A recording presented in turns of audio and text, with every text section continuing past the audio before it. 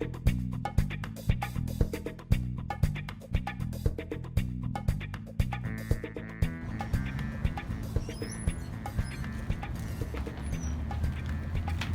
right, we are back for the Quest for 97 Donair review. We have a very special guest this time, handsome Tom Gazzola, Maple Leafs Athletic Club legend and authentic Northside boy. He came to this place 6-7 times a week growing up. Maybe more, possibly. This is a staple of the North Side. I just want to get that out of the way immediately. This is where we would always come after practice, after games, after the bar.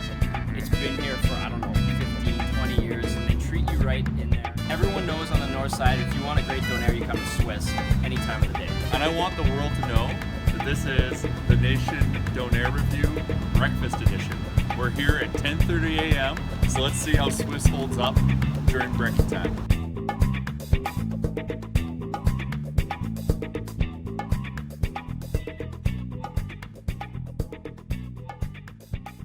So not only is this a breakfast edition of the Donair Review, we're also, we brought our own live set to Swiss Donair today, and I want to introduce everyone to the Misty. This is a party platform pontoon boat that a friend of mine lent to us to shoot this review. And we're sitting out here. I figured, it's a nice day. I figured there's no better thing than to bring the Misty. It's everyone's dream to eat a Donair in a boat, and this morning at roughly 10:45 a.m., we are living that dream.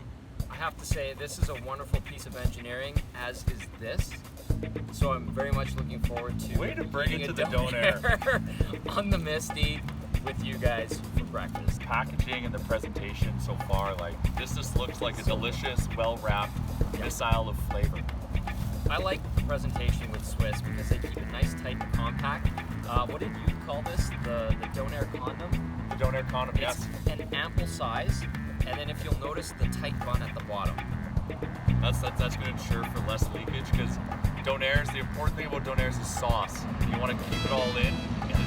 Although you do wear a lot of it, this is going to help prevent that. Exactly. Also, we got to talk about the aesthetic of Swiss Donair, which I think was fantastic. The guys working there, unbelievably friendly, super fast. They knew what you guys were up to.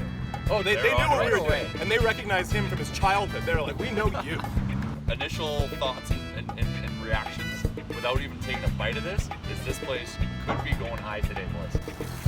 Okay, so I don't like to be the harsh critic to start, but I do see a little bit of a flaw, at least from my perspective, is we've got the meat is a little bit deep into the Donair. I don't know if you can get that, Chris. I'll get right in there. So my first bite's going to be through the, what do we call that? The pita foreskin? Yep. So we're going to have to bite through that, but that's just an initial optic review. Jay, mine's got a little bit of an invert. Oh. So I don't know how that happened, but I'm okay with it. Okay. We may have a consistency issue here, so let's see. But let's bite in. All right. Oh my.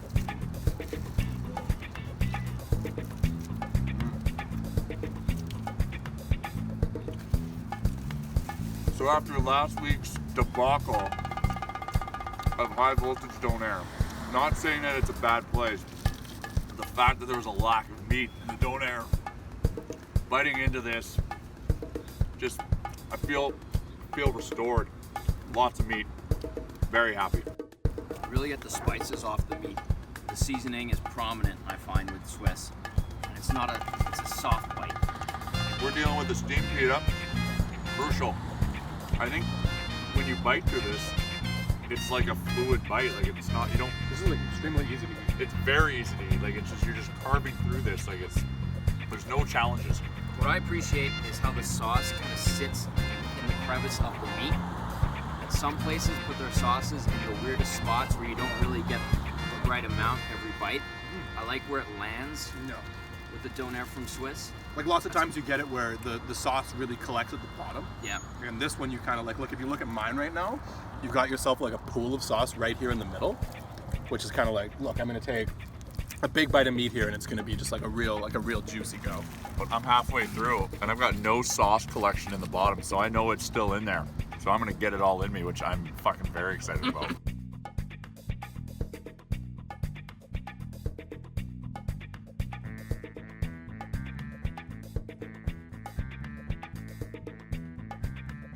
So I've got to say, I was a little bit nervous to wake up this morning and come and get a Donair before 11 a.m. That's something I never thought I would do in my life, but I did it, and Swiss Donair made it very easy for me to eat a breakfast Donair on a boat on a road in the north side of the city. So I got to commend them for that. I will say the Donair, in regards to just like a pure classic Donair, this is really like high quality elite. Just like everything about it, the way it's put together, the meat, the way the sauce exists in the meat is just fantastic. But I will say, after being at High Voltage last week and eating an extremely unique Donair with like a really different kind of sauce, I'm not sure if I can say that like this is the best Donair that I've ever had. Even if we disagree that High Voltage's Donair isn't actually a Donair. Well, and by it's almost the royal we disagree, because we did the vote on the story and Cam got shit on. I did. In the is High Voltage a Donair or not? Yeah. So he is going to defend it to the nth degree, which I respect. So with that in mind, I think I'm going to give I'm going to give Swiss Donair a little bit lower than what I gave High Voltage, which is a 90. I think it's a very strong rating. I think this place is fantastic, but I just can't put it above High Voltage because I think it's such a unique place. First of all, I'm glad you guys came to my old stomping grounds and here to Swiss. I did try the hot sauce, which to me is new. I didn't know they had it, and the boys create their own hot sauce. I know you're a purist and you stuck to the traditional, just go with the regular. That was hot. If you guys want like hot on your Donair, get the hot sauce that these guys do here. First time for me, I took one bite, I was done. I'm sweating still. I'm recovering. When I took my first bite into this, it was just memories flooding back to me. Donairs here have always been rock solid in my opinion. I had had a few before I came to Swiss as a young man. And to me, it's still the one that sets the bar in this city.